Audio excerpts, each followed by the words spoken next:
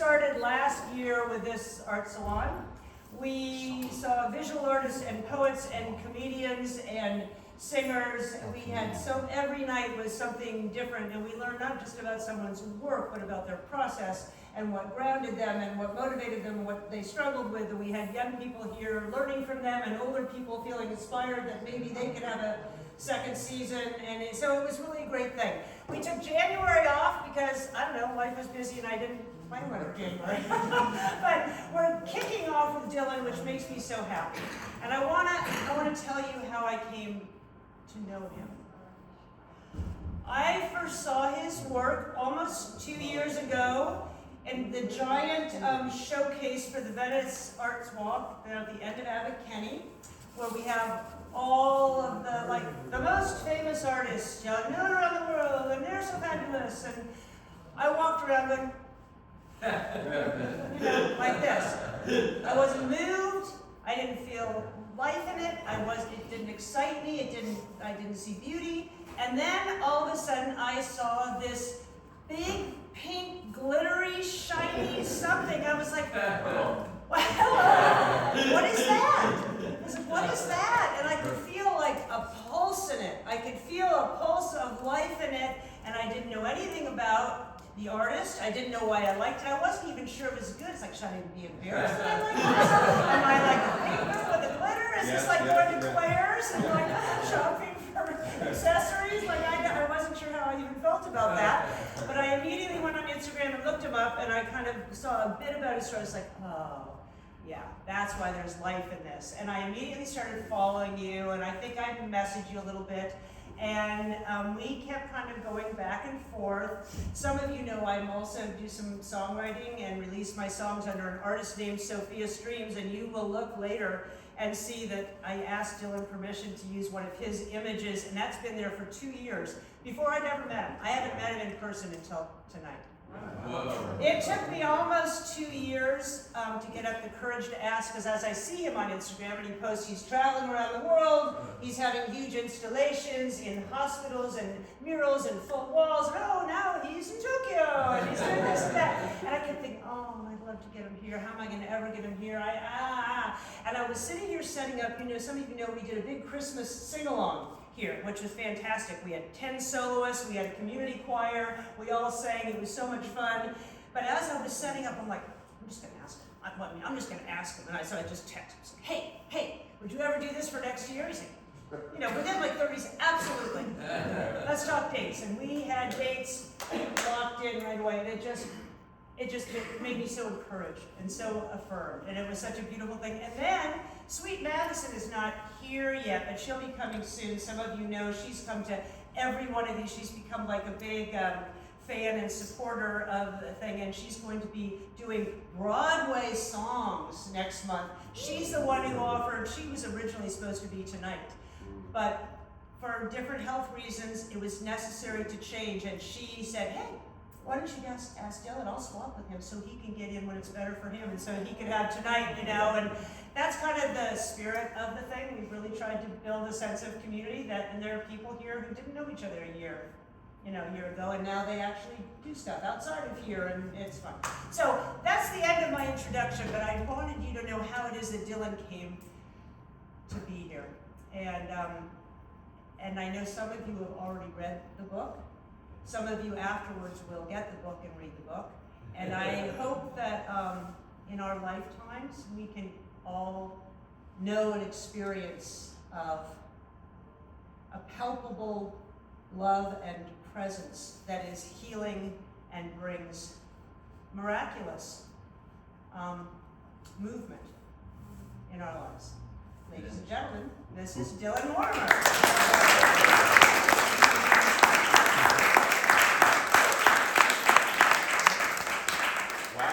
That might be the best introduction ever.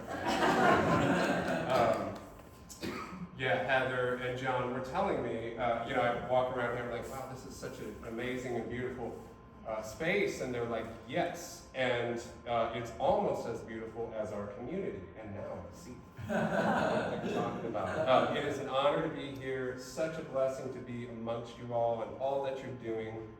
It's a blessing for me to be anywhere at all, because it's a blessing to be alive. That is not guaranteed. I mean, that's true, I hope, for everybody. I mean, every breath literally is a gift, right? But for me, especially so, just in that, from earliest days, I didn't have a good forecast in that. So if you've gotten the book at all, cystic fibrosis, what I was born with, a genetic disease. Parents did not have it. I did, and my brother did. At the time I was born in 1979, average lifespan was 14. You know, so it's kind of, this is been a heavy diagnosis. For today, somebody born with cystic fibrosis, the average lifespan is around 60. So it's come a long way. Some of that development I've been able to benefit from, and some not. It's been quite a journey, as you know. That's why I wrote a book. So I'd like to just invite you kind of in on that, and how I sort of processed that, which kind of the first, 30 years of my life was I didn't, right? I was an artist. I went to art school. I went to grad school for art, and well past that, perhaps not surprisingly, did not want to create artwork related to disease, didn't want the health conversation to be my whole life and story and all that, didn't want pity, until I was listed for lung transplant the first time. And at that point, it felt dishonest to not bring it in some way. You know, like, how am I going through all this and not talk? And just kind of had to reconcile the whole, like, this is not all of me, but it's a big part of my journey. And why not, you know, invite people? And so after kind of all that hesitation, I kind of finally did. And again, perhaps not surprisingly, just this kind of cathartic release of like reconciliation within me to kind of go, yeah, this has been a part of my journey. And now I'm like flooded with these stories and memories and symbols and vernacular that I kind of get to use. So it really kind of started with this piece here, which is called I Want More Air, with like 4 exclamation points. At the time, I was doing like Vegas kind of marquee style signage, and different messaging and stuff, and lots of lights, lots of large. This is like 4 by 8 feet, and it's corrugated plastic. This would later kind of become welded aluminum. But lights are happening. There's this bronchial tree shape, basically like adding bronchial branches in a surrealistic way, almost. Like I want so much air, my lungs are going to explode. Kind of a declaration what I was hoping for. So lights, cardboard, corrugated plastic, and tons pounds of glitter. Of all the mediums that I could choose to speak to my health, the one that made the most sense to me was this dirty, kind of disgusting material that spreads everywhere, just like disease. Now it gets everywhere. It's probably on my face right now. Like, my poor family, glitter coming out of the ears. It spreads just like disease. It's infectious. You can't get it off. But it's beautiful, and it's transformative, and it's hopeful, and it's like ethereal. So are the stories of overcoming disease, right? Like, there's some of the best that we have, beating cancer, beating cystic fibrosis, beating whatever kind of disease, be it mental health, physical health. I couldn't then, and I can't now, whatever this is, 10 years later, I can't stop using it. It's just like, it holds the tension so well of all those things. It's beautiful, it's terrible, it's dirty, it's gorgeous, it's, transformative. It's just kind of all those things happening at once. So I started to do other signage like this. Again, this is like 8 feet by 8 feet. It was just sort of the scale and the zone I was in, and so I started making these large things. This is called 65 Roses, which is kind of an insider thing with the cystic fibrosis community, because for children who can't pronounce cystic fibrosis, they say 65 roses. Right? Easy to say, 65 roses. So a genetic disease that attacks really every system in the body, but primarily lungs. And so a lung transplant is kind of a common path. Again, for people born today, less so, we're moving in the right direction. But so again, here in terms of symbols, I'm looking around, I'm Googling words like air and maximum air, and what comes up. But all these shoes that I coveted so desperately in my youth and to this day, that have air inside them. So like, what a perfect symbol and metaphor. They're sort of shaped like lungs too, and so I started doing all this kind of Nike air artwork to fuse with all my bronchial tree images. So you'll see, like here's the big old stack of air in this piece, just Jordans stacked on top of each other. This was the first exhibition, just simply called Cure, with some of these larger signs, just to kind of give you a sense of scale there. This is, that piece, original piece is now in Boston at a pharmaceutical company. So within kind of a year, I come from art school, we don't make any money doing this, we do large installations and we pay for it and nobody cares. And thought of like selling artwork, had never, I was doing different jobs, including pastoring a church. I was doing kind of all, and within a year I was able to kind of go full time, and people started like buying artwork, in part because I put it in things like frames, like go figure, it's like, people can actually get it in their house. It was like, okay, that's cool. So within a year, and kind of carve my own path in sort of the medical sphere and spaces of hospitals, clinics, and pharmaceutical companies like this. So this kind of was also a commission created for them because it was on some of the new development drugs that had come out for cystic fibrosis, and so this was imagining my cells on these new treatments, just having a party, exuberance, joy, which still to this day is really kind of a key factor in it because, I've sort of gone through all this trauma, and I don't know that my response could be to make a bunch of memoir for me. Like the art that I make is, that's fantastic if you went through a similar experience, and that's the kind of art, but the art that I make is very loud and very offensively joyful. Very in your face, very loud, very offensively hopeful, the kind of hope and the kind of joy that it's taken me to get through a life like this. That when there's so many invitations for not hope, or lack of hope, or despair, or depression, or whatever, it's been the courage, the guts, to step forward in hope when you don't necessarily have a logical reason to. Does that make sense? Yeah. So I started the movement towards, more collage first, that kind of happened in frames like this, was pretty quick, because again, now it was so symbol heavy. I'm dealing with all these symbols, and so I kind of made this bronchial tree before the first transplant. Again, as a vision of, this is the shiny, healthy bronchial tree that I'm hoping for. Like just dazzling, and I'm hoping for new lungs, and for this tree to be flourishing and beautiful. And it's just one of those things where this has sort of become my logo now. Like it's just, I send these out to so many fundraisers. There's organizations that send medical equipment all over the world, and so there's kids in, Bogota and Japan and Middle East, Africa, just holding up pictures of this along with the medical equipment. It's just really kind of emotional to kind of see this outcry for hope. So here was kind of the movement towards, kind of stepping more into the kind of higher level gallery spaces and aluminum, so now, in the commercial sort of market-driven way, it's like, we need to make these out of aluminum and make them shinier and slicker, and so that sort of happened in this next round. So there's a bronchial tree, but this is CNC cut. So kind of even at the time, I'm making all these things in Illustrator, kind of vector-based, and kind of outlines and shapes that I would then translate to paper and cut paper and glitter.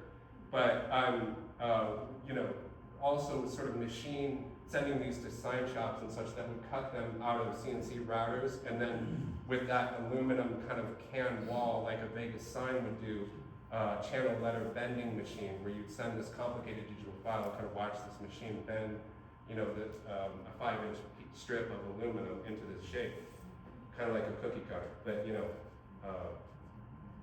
big billboard style. So this was in the show too, kind of this next version that was called regeneration. And so this is 53 feet wide by 12 feet high, stacked panels of aluminum layered.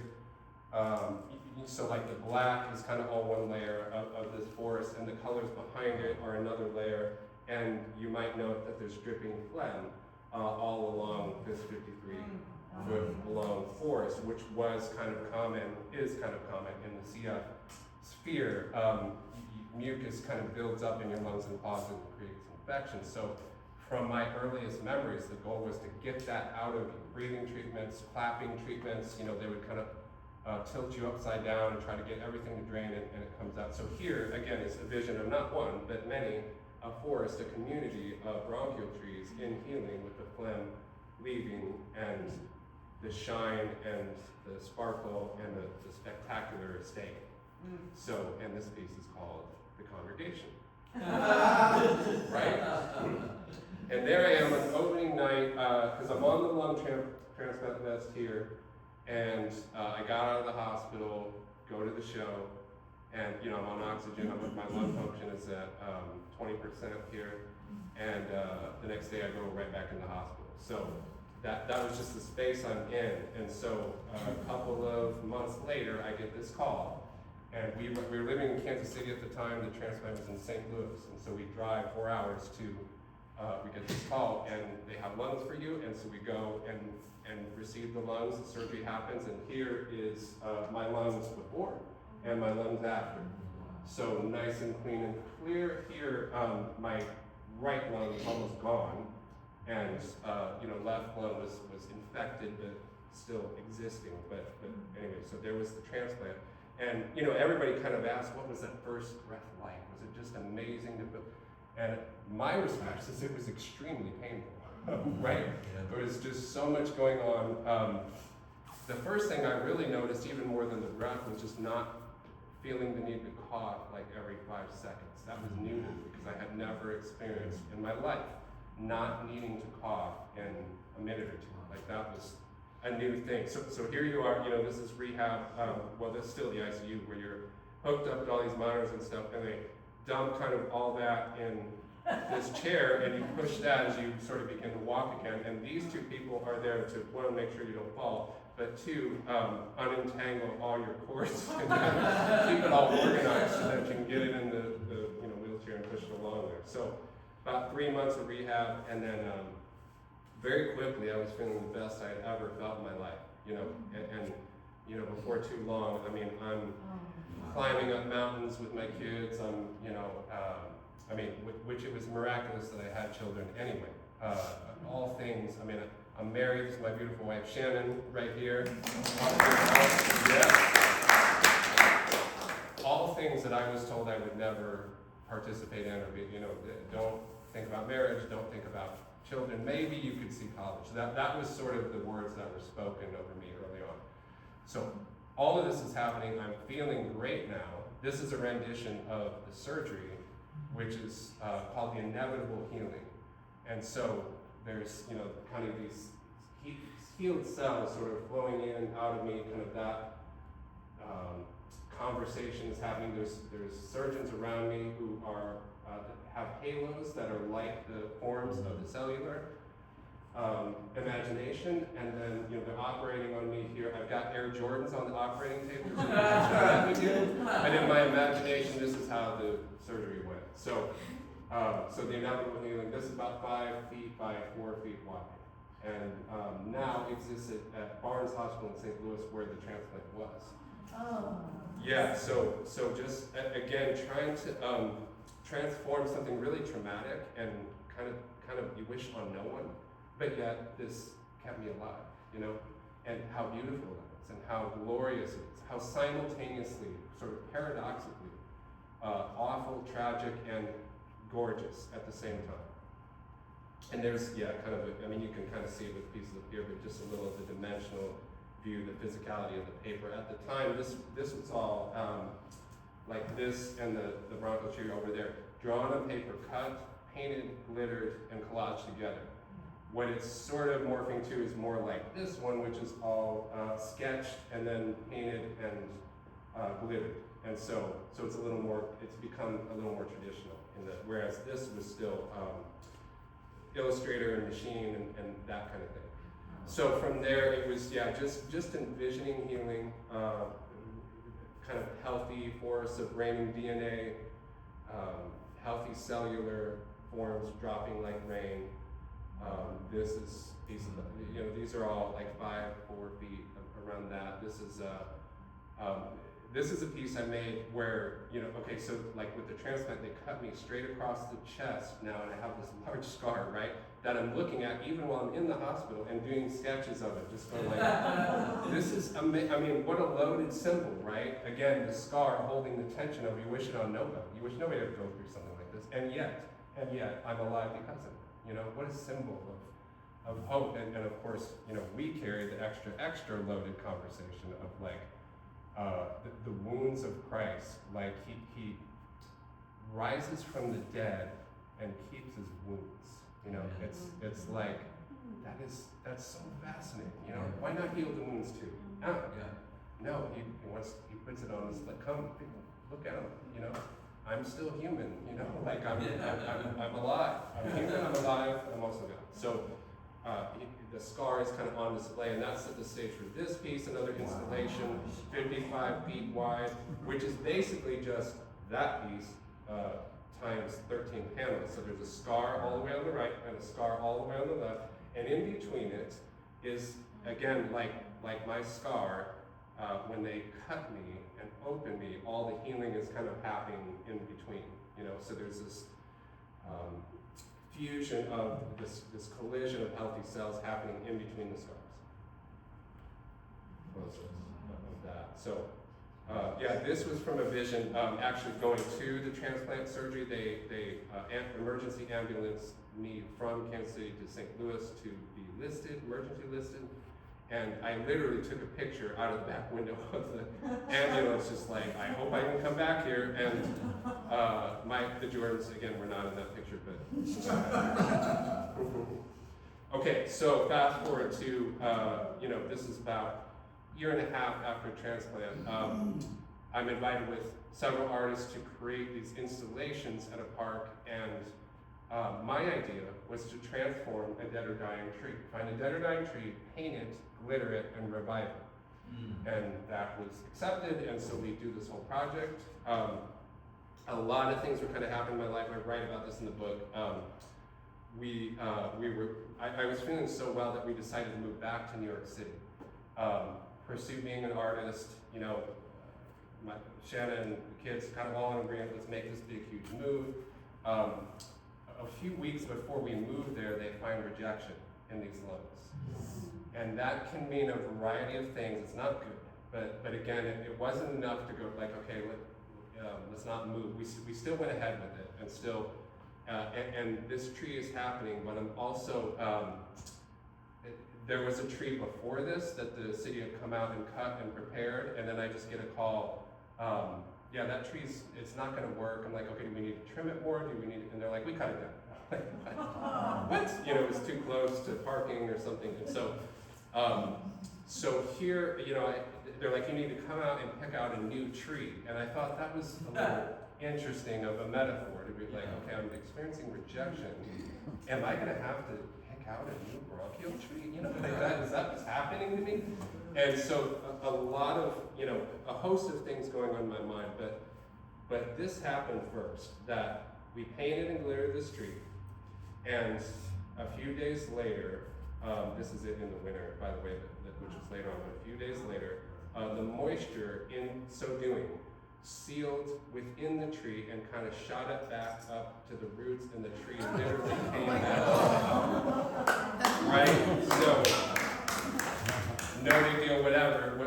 Kind of a tangent. Funny to that was that, I had a couple people kind of chime in environmental stuff, like, is that healthy for the birds and all that if there's, paint on the tree? And I'm like, well, we did sort of bring it back to life. I don't know what you do with that, but nevertheless, green on, so, and again, art imitating life, life imitating art, I'm like, is this kind of what's happening to me? Like, is this, like, am I being revived once again, like this tree? It was so loaded. So, you know, so I keep going, I'm doing different cellular formations, doing different, you know, all these things, thinking about symbols and how they collide, stacks of Air Jordans. But we're back in New York City, and you know, we knew I was in rejection, but I had no idea. My lung function goes from 90% in June to 10% in November.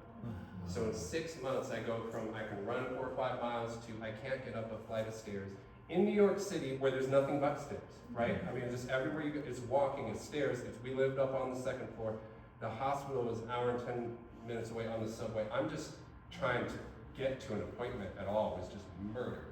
So they list me again. You know, kind of the first appointment I have is we're going to list you again for lungs.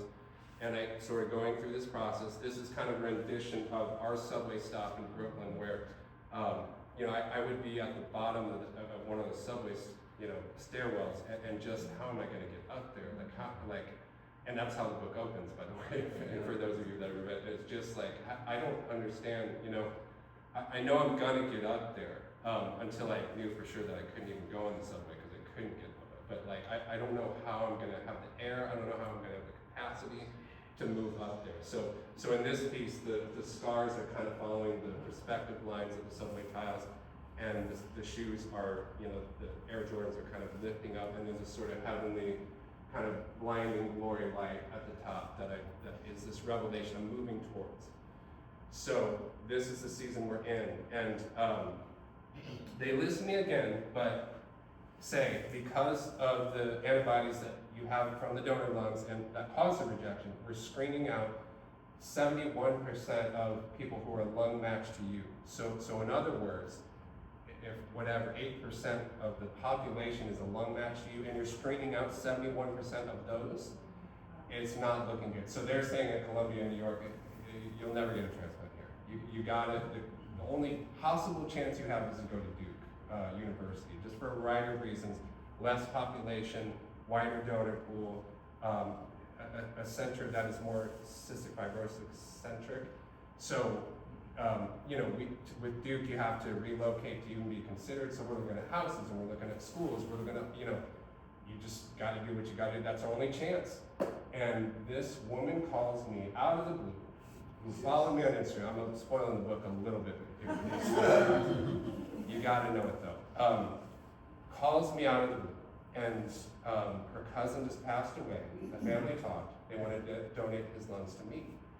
And you know, I hear that, and again, thinking of the odds that I just talked about, I go, that's so sweet of you for calling. Thank you for thinking of me. I'm so sorry for your loss. That's not how this works. There's a protocol and a list, and there's, you know, there's a whole system to proceed. And she just basically does, okay, I didn't know, I didn't realize that, you know, I'm sorry, you know, we're praying for you. I'm like, thank you so much, and we hang out. So I don't tell my wife, I don't tell my family. Never once in my mind did I think, what if this lung could be a match? Like, you know, I didn't even think you could do that. So the next day, my doctor calls from Columbia and says, this woman called. And I said, first of all, you can do that? That's a thing you can do? And she goes, I've never heard of it before, but apparently yes. I don't want to get too in the weeds of it, but it's a little bit, you know, lungs, heart is a little more than kidneys, and matching lungs is a little more difficult than heartbeat. I mean, it's an ordeal. So she didn't even know that you could, but she's apparently, yes, you can do that. Okay, and secondly, it's a match to me. Long story short, it was, but it did have 2 of the antibodies they're trying to screen. So initially my wife and I were like, oh, well, we can't do that. And she goes, well, no, we've all talked and consulted with St. Louis for the first transplant was, we all concur you should take these lungs. And I go, why? And she goes, well, one, we don't know that you'll ever get another chance, 1, so that's good to know. And then 2, we have some research around retransplanted lungs, but not a lot. So we have some ideas of what to do, but we don't really know. And I go, do we have some time to think about this? And she says, yeah, you got a half an hour. So I'm like, what? So there we were in one of those moments where we're praying and just, you know, the doctor was very much like, you should do this. Like, this is the best shot you're gonna get. And so many other facets of it, she's like, if we cloned your lungs, it's about the closest we could get. It's just these 2 antibodies, and we, you know, So essentially, she's saying in doctor speak, this is a leap of faith that you were invited to take. And so we kind of prayed about it for the half an hour we had, just going, God, if there's any caution that you have, if there's any reason to say no, like, could you let us know? And we did not get any caution. We got, just in hearing, listening to the Lord, just, okay, if they're, take the next steps, and if it's not meant to be, it won't work out. So we took the next steps, and it was kind of this way in both transplants for me. I mean, I walk into the hospital. First of all, thank God that I was well enough to walk in, because most people with lung transplants, they're already in the hospital, on ICU, on ventilators, and here I am walking in with a backpack, like, where are your lung transplants? It's just wild. And that happened both times, and so I step in there like, but I'm not thinking like this is really good. It's like, this is gonna be a dry run, or it's not gonna work out, and both times it just did. So I'm there, they're like, we're gonna fly a doctor out to the lungs, and he's gonna see if they're good, and then fly back with them, and all of that happened. The doctors with the lungs calling me, they look good, now get up to the hospital, we'll know, be there by 1 in the morning, we'll know by 5 to go. And so all that transpired. I go up there and wait in a little room in Columbia by myself for 4 hours until I get a call back in the room. The lungs are here, they look good, we're taking you back right now. And so I'm calling Shannon, I'm calling my parents, like, okay, this is happening, so come on up and get plates and all this. And they wheel me back. Within 7 minutes, they have me out. I'm out for 7 hours of surgery. Everybody's praying, and just unreal support yet again. And I wake up to all these doctors around me going, hey, you're doing great. Now, how did this happen? Instagram? Like, what is going on? Right? All these doctors, like, what happened? And I'm like, well, Jesus, and they're like, okay, that's, you asked me, so that happened 2019, a few months before COVID, right? And I just can't even explain. I mean, I get into it a little bit in the book, but the first transplant was all worry and concern: is it's going to work out? Am I going to be okay? After that happened, it's like, I guess, God, you want me here. I don't know what else to say. Like, apparently you just have me to be here. And so it was just this sort of confidence and this boldness of like, God has me here. What am I going to do? So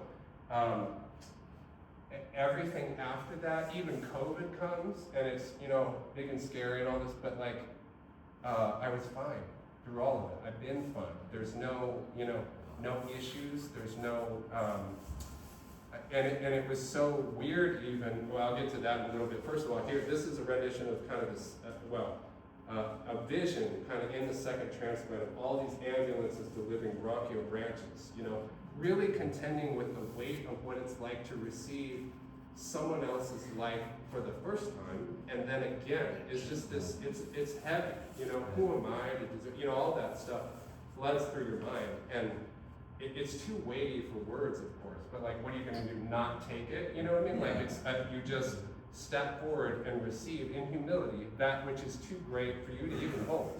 It feels like the gospel. And so I get to kind of go around speaking in contexts like this, or often medical or art contexts who just nothing to do with Bible, Church of Jesus, or any of that, and I get to tell them that I worked so hard, I was so compliant, I exercised so hard, and none of that was going to save me. I needed someone to give up their life so that I could live. I feel like I've heard this story somewhere before, right? It's like that, the heart of the gospel to receive that which you could not give yourself. Literal breath, no matter how hard I worked, no matter how much compliant I was or exercise I did, none of that was going to save me. It was helpful, but I needed somebody to die so that I could live. And the relation of really everybody to that is the grace in receiving is so much far greater than whatever we could do. And hopefully most people never have to touch or think anything related to transplant, but all of us receive breath. And we did not earn it. There's no they didn't check and do a moral evaluation. Am I worthy to receive lungs? And so it is with all of our breath, right? Nobody ever earned breathing. It's a gift that was just given to us. And because that gift is given to us, now we can go do some stuff. Amen. But until that gift is given, right, what can we do without that? So this is like, this is it, right? Like this is the core of the gift that we have been given in life and in salvation, right? We don't earn, we don't achieve, we don't strive to earn anything from God. He gives it to us freely as this gift, this breath of life. And we receive it, and because we receive it, now we can do it up to stuff. But it's the exact inverse order of what, again, it plagues us sometimes. I gotta be good enough, I gotta strive well enough, none of that was gonna give me breath, and none of that really saves us. It is in the saving and receiving that we can then go do some work. So another exhibition after that, and yeah, this opened like the week of COVID. It was depressing. I like worked so hard on the show, and like, oh yeah, nobody can come see it at all. Nevertheless, some of those pieces were in it. Yeah, this kind of stack of bronchial branches, which was the this vision I had, and everybody was asking, did the tree get cut up? I'm like, it's a different but point taken. So ambulance, this is called the gates in proximity to paradise. So play on the gates of paradise. Artwork where the backs of ambulance doors, again in that tension of like, they're so beautiful, but nobody ever wants to see them until they really do. And it's so great. It's like they're awesome, they're terrifying, it's beautiful, it's all that. This is another installation in Denver of like 2 giant stacks of Air Jordans. This is a piece, those are all church pews in there, starting a lot of things with scar borders where the kind of the edge was a scar itself and different things are happening here. The title of this piece, it's a congregation full of IV poles, you know what I mean? Like, right, does that kind of resonate? You know what I mean? It's like we're all in need, we all need help, and kind of here we're all together. The title is Nobody Knows My Trouble with God But God. And so, it was just a psalm, kind of ache of the heart, just like all the stuff I've been through, and God knows it all. And, He knows all the trouble I have even with Him. And so, more scar pieces. Okay, this is what it's getting to. So with COVID, it felt like I had been in this mass club, and it was like everybody joined my party. It's like, we're all wearing masks. Welcome to my party. None of us want to be here, but here we are, And so it was just kind of beautiful. Like I did this, hundreds of these where it was like people sending me pictures of them in masks, and I do portraits of them, and now everybody has left my club, but it's okay. It's right that, and they were all apart, and I still kind of like mask a lot of times for. It's so far beyond like a political thing. I just like, this is what doctors told me to do, and I have this lung transplant, and you find almost everybody like, oh yeah, that I can see you. Okay, thank you. And so here, this is a piece called Every Pill I've Ever Taken, which is imagination of pills as leaves on a forest floor.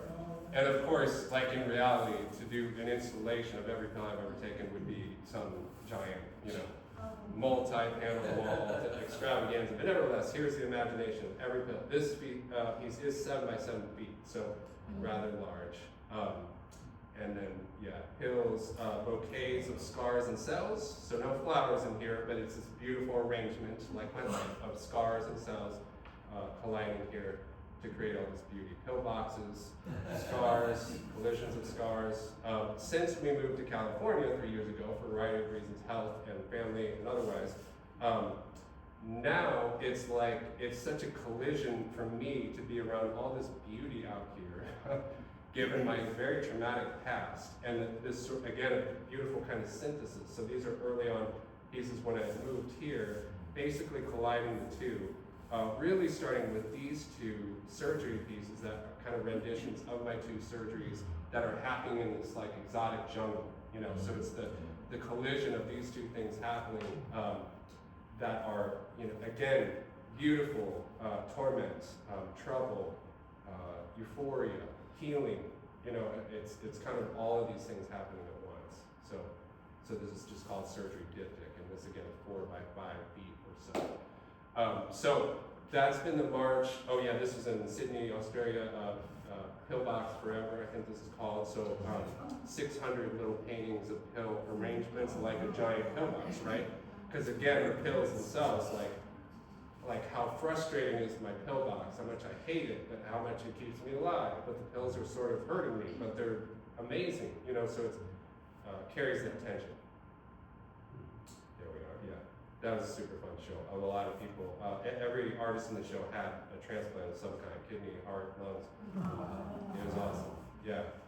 And then this is Cape Town, South Africa, where this is kind of sure, I think they call it the first hospital that did a heart transplant ever in history. So they had reached out to us for a piece to donate years ago, and I did, but then, you know, I'm like, we gotta go there and do something. And so a couple years ago, my son and I went out there and painted it. They wanted the surgery scene, like, that is intense, but they were intense. And the other side of this wall was their ICU for people just coming out of lung transplant. It was all amazing, but I realized, like, on the first day, this is an African hospital still. I mean, there's no isolation, there's no, like, the other side of the wall was ICU. There's no division, nobody's wearing a mask, people are getting, you know, lungs transplanted, and the doctors going like, come in and say hi to this guy.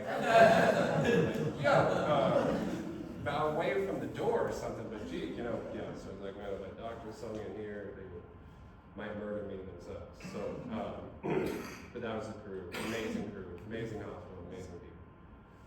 And yeah, it's a recent family in Japan here.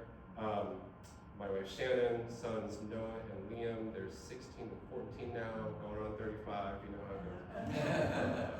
And this book, so I've been working on this for 7 years, Guts, Glitter, Glory. The whole kind of thing with the book is that I wrote it, started writing it at least, before that miracle story I just told.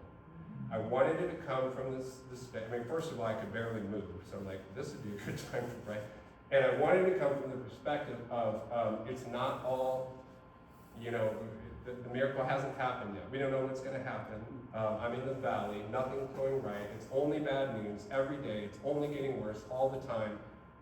How do you find hope in seemingly hopeless places? That's where I wanted the voice to come from. So I wrote a bunch of stuff down, and then, you know, there's this epilogue of like, hey, the miracle did happen. You know? So it's like, so that's sort of how we put it together. And then, you know, writing friends. I knew nothing about the writing world of books or any of that. And, you know, people start, you know, send that to me, let me look at it. And this woman that worked with Penguin is like, let me see it. And she's like, all right, I'm gonna give you feedback. I'm like, go for it. She's like, so you know, first of all, you're a visual artist, you know? I'm like, go for it, you know? And so she's like, no, it's like, you do your thing, but we want to help you. You know, we want to kind of get you with some people to just help shape this and kind of shape it out more like a memoir. You know, they just kind of wanted more of the backstory and all that. So work with this guy, and that was a several-year process. Work kind of in and out of publishers, that was a several-year process. And then most recently, I just went to like, it's time to just get this out, and worked with another woman who just was going to copy edit it, but she, you know, basically said she and her colleagues were like, no, you kind of need like one more round. And so she kind of went through every word again. And so that happened last year, and finally came out with it this past Christmas. So I want to read a little bit, and this is honestly legit like my first book reading. So, Zach, so thank you for being my first audience. Because above all, this is to be an instrument of hope. And so as Heather mentioned a little bit with my health, so what has happened, I've been really in the clear. Still, lungs are doing fantastic. I did say I was going to mention that I ran the New York City Marathon last year. So we you know, it was important to do it in New York because I'm running around all the places. I couldn't get upstairs, I couldn't walk, you know, so I was like weeping through it for 26 miles, and all these people must have been like, he's in such pain. So I'm running, you know, doing all this. probably the biggest challenge for me up here is just the sun is at you everywhere. So I battled some skin cancer, little bits cut out here and there. I didn't even know this was a thing that could happen, but apparently some of those cells transferred down to my cheek, and there was a tumor in my cheek that they just cut out like 3 weeks ago. So again, I didn't even know you could do that. It's still, as far as I know, it's all squamous cell, but a big ordeal, and it's you know, that was sort of not so painful, but more just like my face is recovering, and I have to do this to smile, so I'm gonna smile.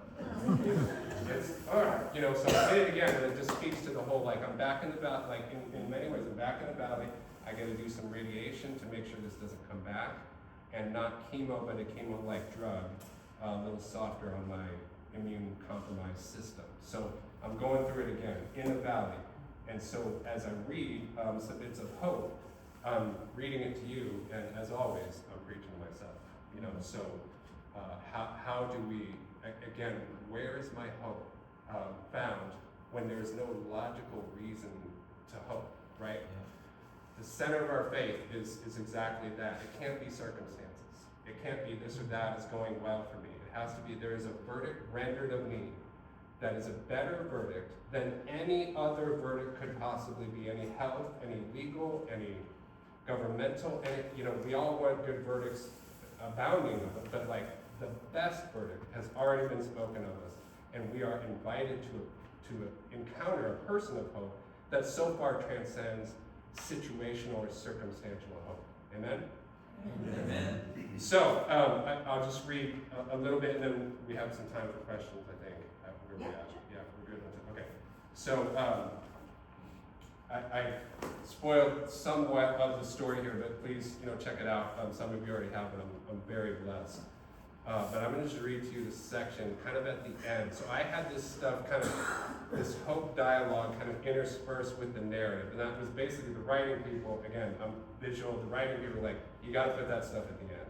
You got to like, let the narrative be the narrative of kind of, you know, some of what I just told you, the journey to kind of through this healing process. And then at the end, kind of, you know, fire hydrant them with hope. And so like, okay, you know, that's the strength. So that's sort of what is happening here with that marathon being the epilogue of like, okay, now we have to kind of run around the city. So amidst the hope conversations, this story with my kids struck me then and kind of strikes me now, and I'm going to read it to you now. So it's about which would you prefer. So this is my kids when they're young and terrified of the dark and going to bed, and every bedtime was this whole conversation about we're scared of this, we're scared of that, don't leave the room, don't leave the room. And, you know, I know different parenting philosophies and all that stuff, but like we were still in the mode of like, okay, we got to kind of get them in their own rooms. And it just, in my own journey, broke this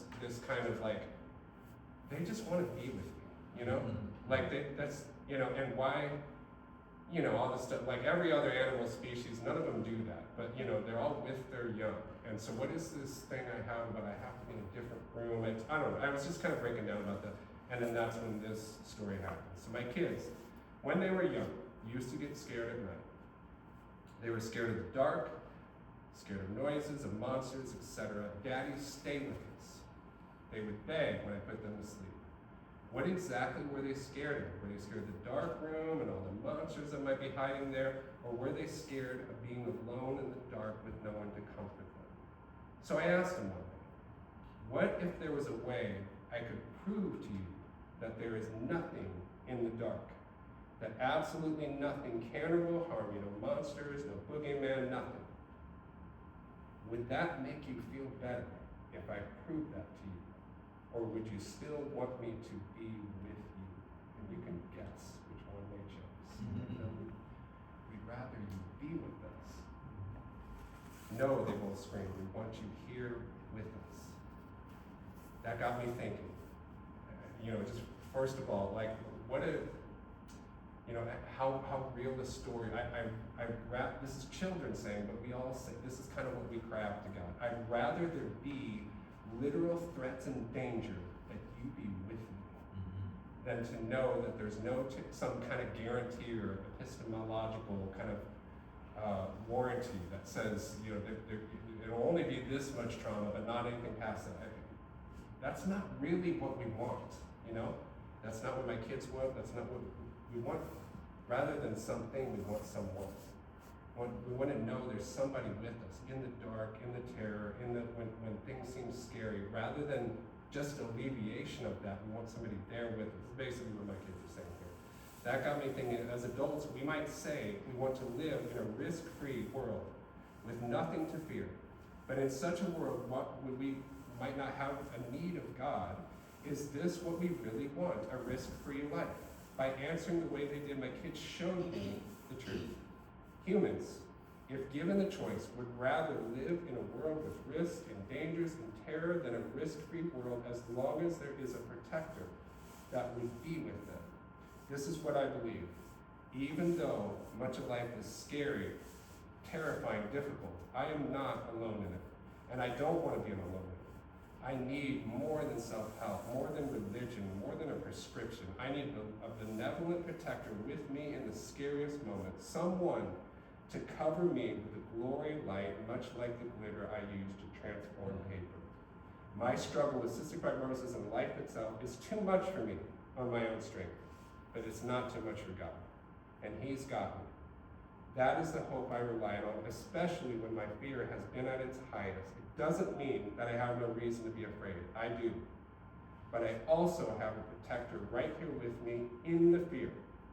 Believing that allows me to turn my attention to receiving love that can triumph over fear. And that gives me hope, even when there doesn't seem to be a reason to hope. It's how I sprinkle glitter over the plethora of pain, blood, phlegm, and tears. It's where my trials get transformed into gold. My life, along with the lives of many others, becomes the evidence. Amen.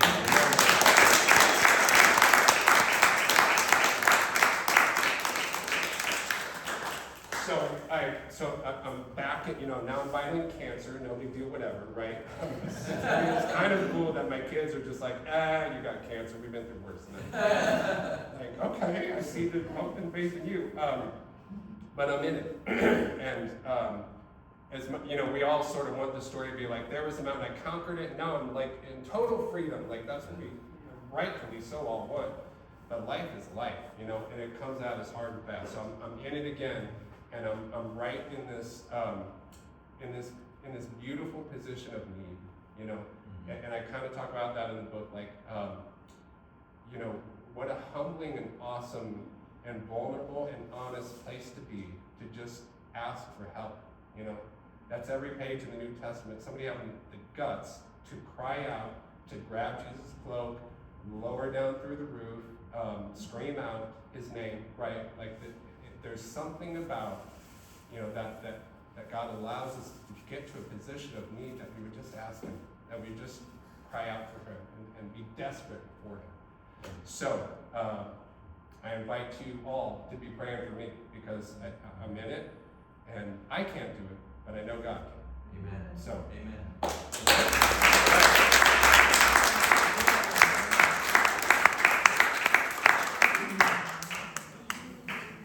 Yeah, questions? Do we have any questions? Do we want to do that now, or do you want to just, Paul?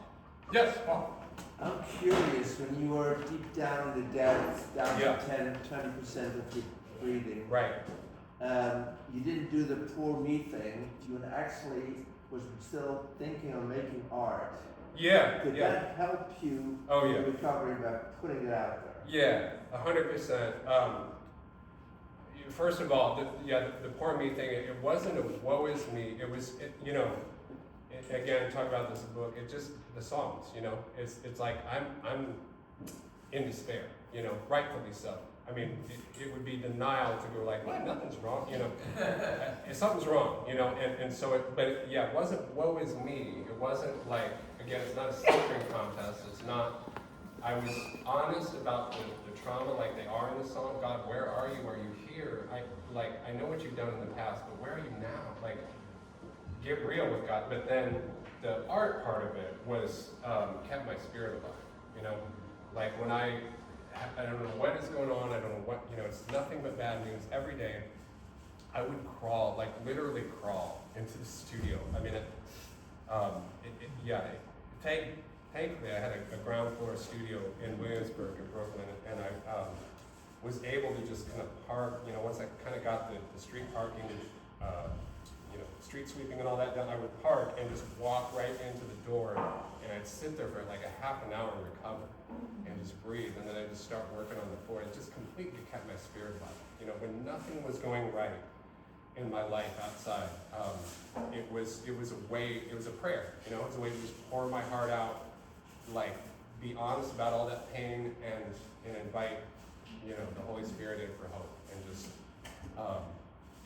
so absolutely helps. And I also have a feeling you had more than one miracle happen to you. Oh yeah. Your wives that supported you. Yes, absolutely. Yes. And this crazy lady calling you up and says, "Hey, I got these lungs." I mean, what are the odds of that? Yeah. I mean, so there's like a one lot in a of trillion. miracles combined into your life. Yeah. And Absolutely. And then what's the survival rate after the first operation?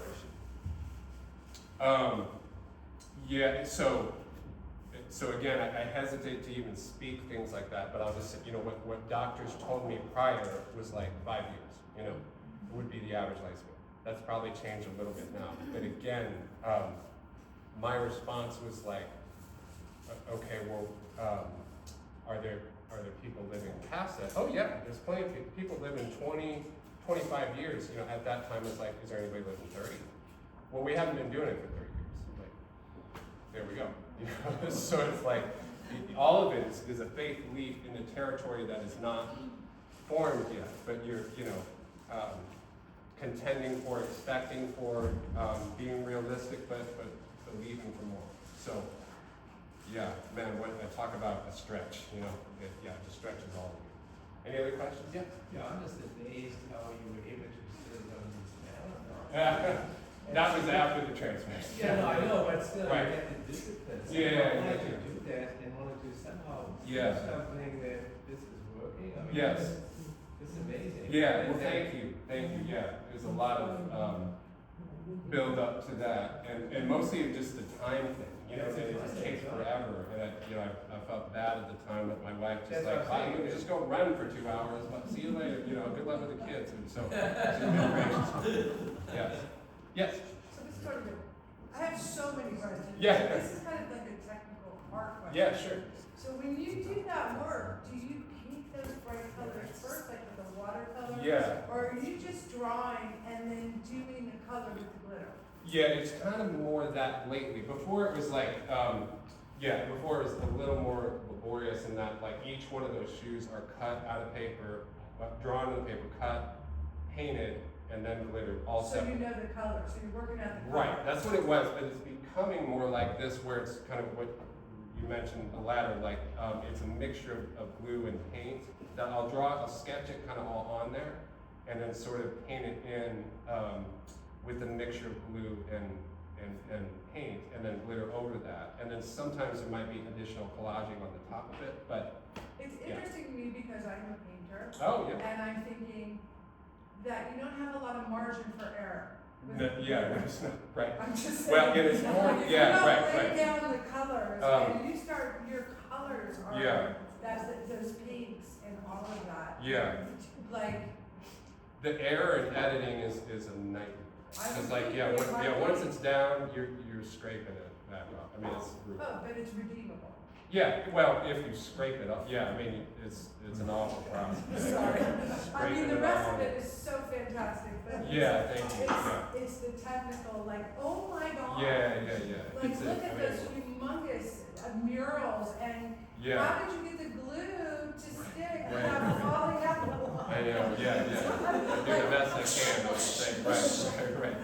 It's more, the paper on top, well, it's gluing paper on top of glitter already there. That was the trick, so that's like liquid nails and stuff. I mean, it's like heavy duty, And that's part of why I kind of stopped with the paper as much, because there would be issues. I mean, no matter how well I do it, there'd be some things would fall. It's so. technical, and it's Yeah. impressive. Yeah, I thank love you. it. Thank And you. your story, and thank you. Yeah, I want to see your paintings. Yes. Wow, I have so many questions, but. Yeah, fire away. And the art is amazing, thank you. Thank I'm you. sorry. Faith is such an interesting question. So I guess the first Yeah. one is you talked a lot about your adult life, but Yeah. not a lot about Yeah, you're right, yeah. about your youth. And I'm curious, one, was your family faithful the way you are now? And Yeah. did this start as a child, or was there something that discovered, or that was the impetus to lean into your faith? Great And question, what does yeah. that relationship look like through the years? Yeah, that's And great. it's not Yeah, sad. and it's in the book, but yeah, so my dad's a pastor, United Church of Christ, and so I kind of grew up in that context, you know, pastor's kid and all this, and my experience was positive, you know, it was, my journey, yeah, I did have people praying for me for healing from early on, but I didn't as a young kid, even through college, I didn't know how to sit in the tension of, like I've asked God a time or two or dozens, and I've not been healed. You know, I didn't, that was just a tough tension. So I just didn't, I didn't say no when people said they wanted to pray for healing, but I wasn't seeking it. And so the switch that I talk about in the book was having children, because then it was my theology switched up. It was like, okay, this is different. I gotta be like all these people in the New Testament that are every page crying out to Jesus, grabbing clothes, lowering the desperation part of it. So broadly speaking, theologically pretty similar to what I grew up with, but just a little more emphasis on prayer and healing, I think, and diving into what all that means and learning about it.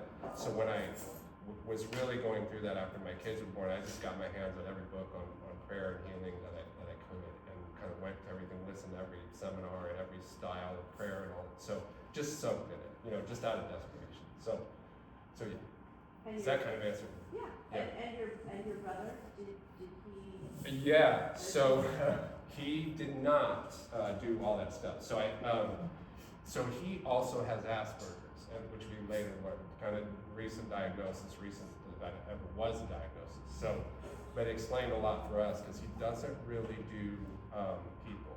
You know, he doesn't really want to talk to anyone. So some of that, yeah, this cocktail of kind of CF and pastors get all these people were asking about it. He just went the other way, and so you know, I still talk to him, albeit sparingly. He doesn't really he doesn't want you to wish him happy birthday. It's a different kind of thing. So it's a, you know, again, a stretching and just like how to be his brother and kind of give him his space, but also, you know, check in on him from time to time. So yeah, everybody's different. Yeah, for sure.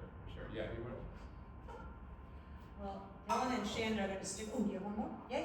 Go Just ahead. wanted to, we can talk a little bit more about your brother, because Yeah. the different how he Yeah. Different response to all that. I know. Yeah.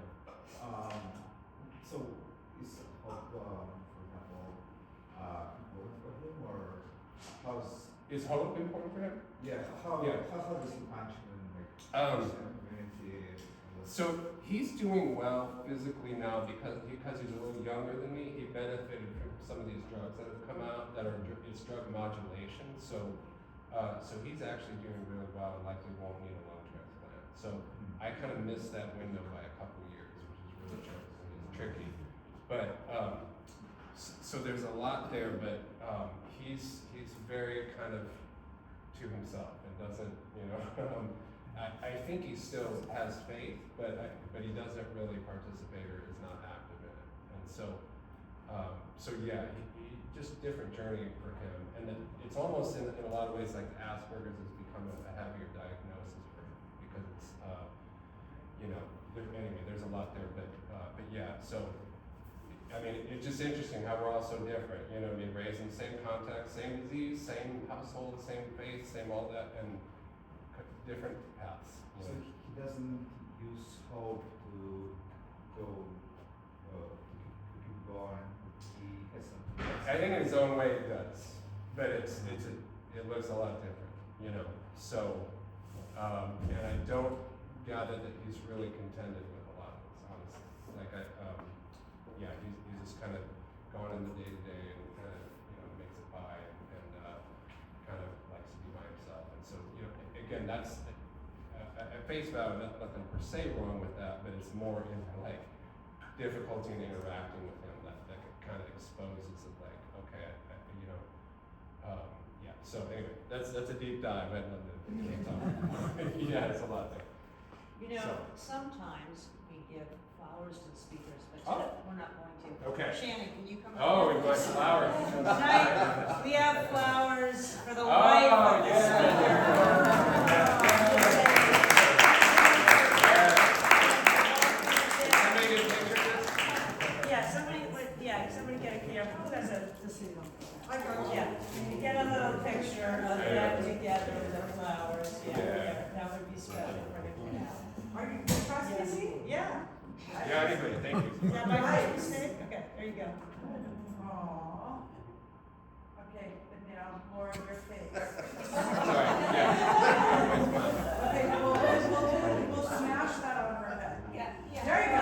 There we go. Thank you so Thank much. you. This is my warrior right So Shannon and Dylan are going to be here. He has books here. If you've already read it and you want to get another copy for a friend, great. He's got some smaller pieces. If everyone wants a little Yeah. glitter to go home, you There can you talk go. to him about a special deal tonight. That if you're ready for a big piece, that's a whole other conversation, but please see what speaks to you. Just for those of you who haven't been here before, we always do a lovely reception. So the Prosecco has been opened, we also have sparkling water, we have all kinds of charcuterie over here, we have sweets over here. Please stay, you can pick his brain a little more, you can make a new friend, I'm ready for my Prosecco. Usually it's delivered at this point in the evening. there. And we'll all be back here on March 21st, and Madison will be here with the jazz pianist and doing Broadway show tune, like classic ballads that you love and make you want to swoon, and it's like a really good cheap date night. So come, okay. Thank you all.